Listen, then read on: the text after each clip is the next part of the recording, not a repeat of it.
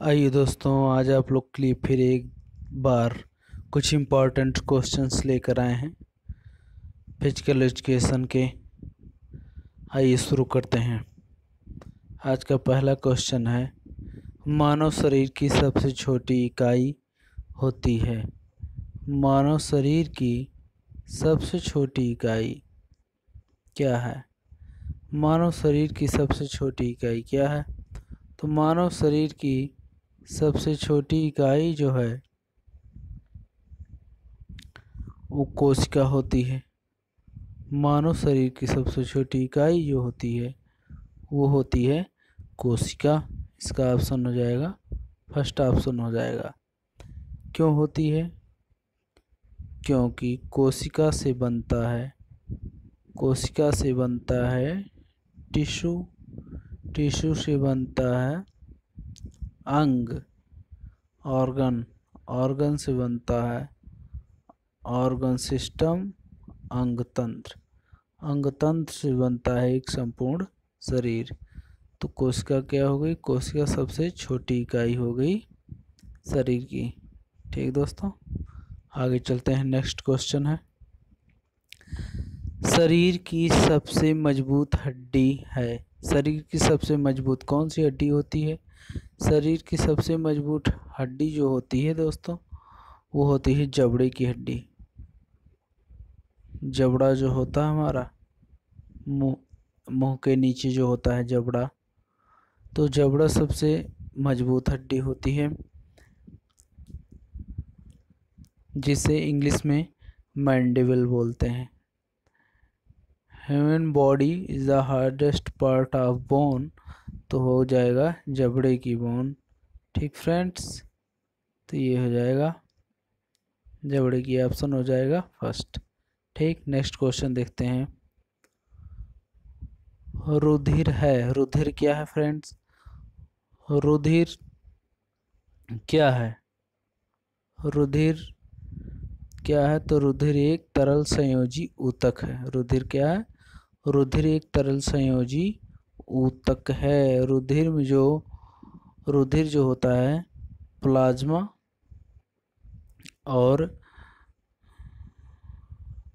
रुधिर के कणों से मिलकर बना होता है, जो उसमें आरबीसी, डब्ल्यूबीसी, प्लेटलेट्स होते हैं, उनसे मिलकर बना होता है। तो ये हो गया रुधिर एक तरल संयोजी ऊतक है, इसका फर्स्ट ऑप्शन हो जाएगा। रुधिर एक तरल संयोजी ऊतक। कोशिका तो छोटी इकाई होती है, ऊतक उससे बड़ा होता है। स्नायु तो हो गया, दूसरी चीज हो गई। ठीक फ्रेंड्स, नेक्स्ट क्वेश्चन है, मानव शरीर की सबसे छोटी हड्डी है। मानव शरीर की सबसे छोटी हड्डी क्या है फ्रेंड्स? आप सोचिए। मानव शरीर की सबसे छोटी हड्डी जो होती है वो कान में पाई जाती है। मानव शरीर की सबसे छोटी जो हड्डी होती है वो कान में पाई जाती है, ईयर में। ईयर में 3 हड्डियां पाई जाती हैं, माइलियस, इनकस, स्टेप्स। ये 3 हड्डियां पाई जाती है, माइलियस, इनकस, स्टेपीज। तो माइलियस जो होती है सबसे बड़ी होती है, फिर इनकस होती है, फिर स्टेपीज होती है। स्टेपीज सबसे छोटी होती है। इसमें जो होता है तो कान में सबसे छोटी हड्डी होती है स्टेप्स, पूरे शरीर की भी सबसे छोटी हड्डी जो होती है स्टेप्स। तो इसका भी जो है फर्स्ट ऑप्शन हो जाएगा फ्रेंड्स, फर्स्ट ऑप्शन हो गया। नेक्स्ट क्वेश्चन देखते हैं, मानव शरीर में मुख्यतः कितनी संधियां होती हैं? मानव शरीर में मुख्यतः कितनी संधियां होती हैं? इसमें संधियों की बात कर रहा है। कितनी संधियां होती मानव में मुख्यतः? तो मानव में मुख्यतः जो संधियां होती हैं वो 3 होती हैं फ्रेंड्स। ये 3 होती हैं। मानव में मुख्यतः 3 संधियां होती हैं। एक होता है फाइब्रस, एक होता है फाइब्रस, ठीक, और एक होता है कार्टिलेजिनस, और एक होता है साइनोवियल। 3 जॉइंट्स होते हैं फ्रेंड्स मुख्य रूप से। अगर वैसे साइनोवियल जॉइंट्स पूछा जाए तो मुख्यतः 5 होते हैं। नेक्स्ट क्वेश्चन है फ्रेंड्स, आगे चलते हैं। ब्यूटी बोन किसे कहते हैं? बहुत महत्वपूर्ण क्वेश्चन है। ब्यूटी बोन किसे कहते हैं? सुंदरता बोन, ब्यूटी बोन किसे कहते हैं? तो ब्यूटी बोन फ्रेंड्स कहते हैं जो हमारी कॉलर बोन होती है, ऐसे इस तरह से ये जो हंसली के आकार का आगे कॉलर बोन गई होती है कंधे तक, उसी को ब्यूटी बोन कहते हैं। ब्यूटी बोन उसी को कहते हैं जिसे इंग्लिश में क्लेविकल कहते हैं। इंग्लिश क्या कहते हैं? क्लेविकल कहते हैं। तो फर्स्ट ऑप्शन हो जाएगा फ्रेंड्स। इसकी संख्या हमारे शरीर में 2 होती है, एक राइट साइड होती है, एक लेफ्ट साइड होती है। तो ब्यूटी बोन क्लेविकल को कहते हैं, हंसली के आकार की जो होती है। ठीक फ्रेंड्स, नेक्स्ट क्वेश्चन देखते हैं। सलाइवा का पीएच कितना होता है? तो सलाइवा का जो पीएच होता है फ्रेंड्स वो होता है 6.8 होता है पीएच सलाइवा का। सलाइवा रिलीज कहाँ होता है फ्रेंड्स? सलाइवा जो रिलीज होता है वो होता है सलाइवरी ग्लैंड से होता है। सलाइवा रिलीज होता है सलाइवरी ग्लैंड से। इसमें क्या होता है? इसमें टाइलिन पाया जाता है, उसको एमाइलेज भी कह सकते हैं। ठीक फ्रेंड्स, आगे देखते हैं नेक्स्ट क्वेश्चन। वसा में घुलनशील विटामिन है। वसा में जो घुलनशील विटामिन है वो है ADEK। वसा में घुलनशील विटामिन है ADEK है फ्रेंड्स।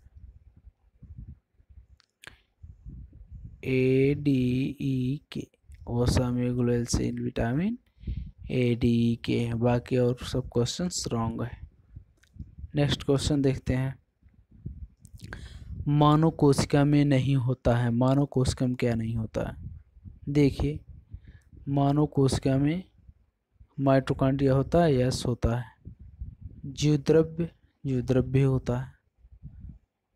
हरित लवक नहीं होता है। क्रोमोसोम्स होता है। तो फ्रेंड्स इसका सही ऑप्शन हो जाएगा हरित लवक। मानव कोशिका में हरित लवक नहीं होता है। हरित लवक जो होता है वो प्लांट की कोशिकाओं में पाया जाता है, पौधों की कोशिकाओं में। हरित लवक जिसे इंग्लिश में क्लोरोप्लास्ट भी बोलते हैं फ्रेंड्स, जिसे इंग्लिश में बोलते हैं क्लोरोप्लास्ट। नेक्स्ट क्वेश्चन देखते हैं। दाहिने फेफड़े में कितने भाग होते हैं? दाहिने फेफड़े में हमारे 2 फेफड़े होते हैं, एक होता है राइट साइड, एक होता है लेफ्ट साइड। तो राइट साइड में पूछ रहा है फ्रेंड्स कितने भाग होते हैं, कितने लोब होते हैं। How many lobes of right lungs in human body? तो इसमें फ्रेंड्स राइट में होते हैं 3 लोब होते हैं, और लेफ्ट में जो होते हैं वो 2 लोब होते हैं फेफड़े में। तो इसका सही ऑप्शन हो जाएगा थर्ड, 3 लोब होते हैं फेफड़े में। ठीक, नेक्स्ट क्वेश्चन है।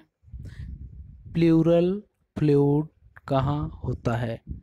तो प्लूरल फ्लूइड कहाँ भरा होता है फ्रेंड्स? प्लूरल फ्लूइड जो होता है वो ना तो अस्थियों में भरा होता है, ना हृदय में भरा होता है, ना त्वचा में।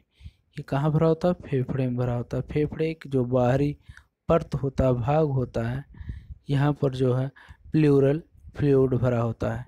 तो इसका सही ऑप्शन हो जाएगा थर्ड, फेफड़े में, लंग्स में। नेक्स्ट क्वेश्चन है। मलेरिया किसके द्वारा फैलता है?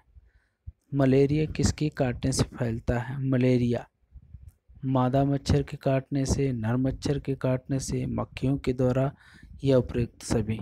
कौन सा क्वेश्चन होगा? तो इसका जो ऑप्शन हो जाएगा फर्स्ट ऑप्शन हो जाएगा मादा मच्छर के द्वारा मलेरिया फैलता है, मादा मच्छर के द्वारा। नर मच्छर के द्वारा नहीं फैलता, क्योंकि नर मच्छर में वो अंग ही नहीं होता है जिससे वो हमारा रक्त को सक कर सके। होता है भी तो एकदम निष्क्रिय होता है। ठीक, नेक्स्ट क्वेश्चन है। टाइलिन स्टार्च को किस रूप में परिवर्तित करता है?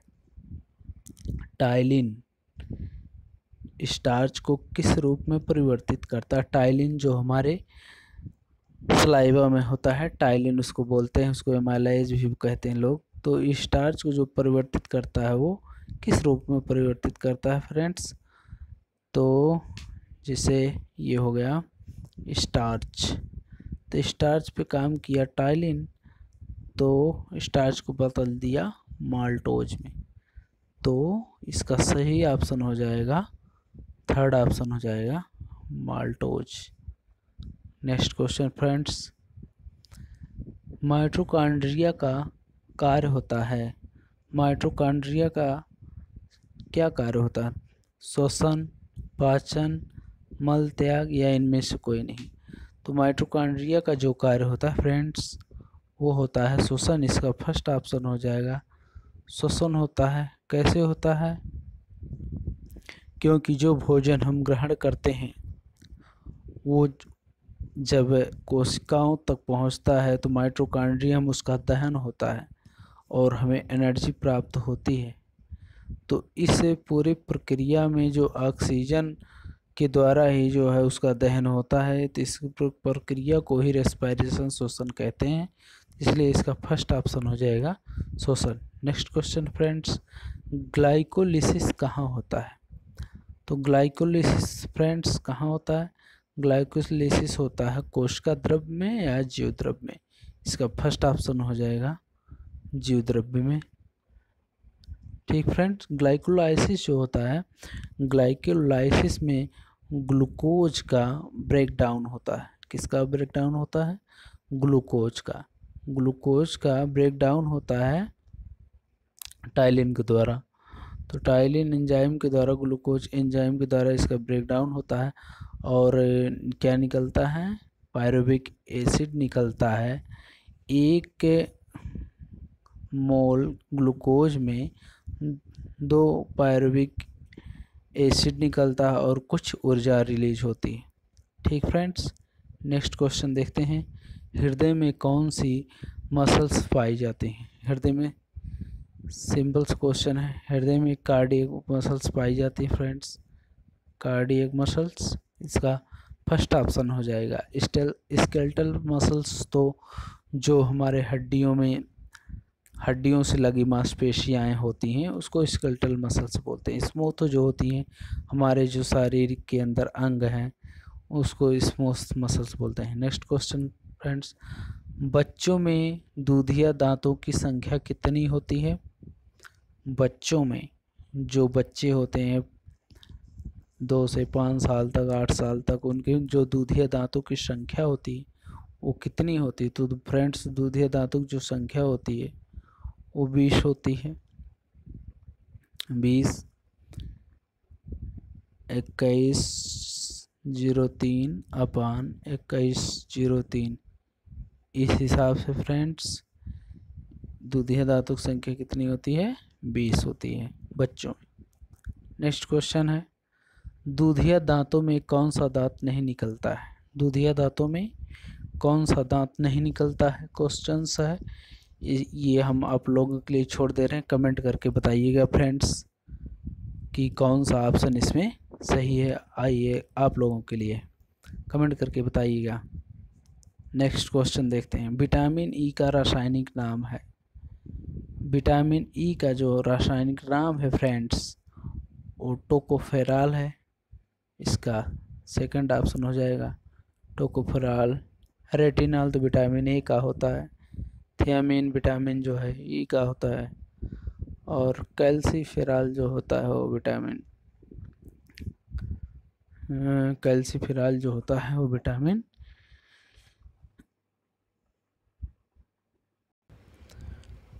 सी का होता है। नेक्स्ट क्वेश्चन फ्रेंड्स और लास्ट क्वेश्चन आज के वीडियो का, किस विटामिन को ब्यूटी विटामिन कहा जाता है? किस विटामिन को ब्यूटी विटामिन कहा जाता है? तो हो जाएगा इसका सही option vitamin E. Vitamin E को ही ब्यूटी विटामिन कहा जाता है। इसकी गोलियां भी मार्केट में मिलती हैं। विटामिन ई की। तो फ्रेंड्स, आज के लिए बस इतना ही। अगले वीडियो तक के लिए दीजिए इजाज़त। जय हिंद, जय भारत, वंदे मातरम।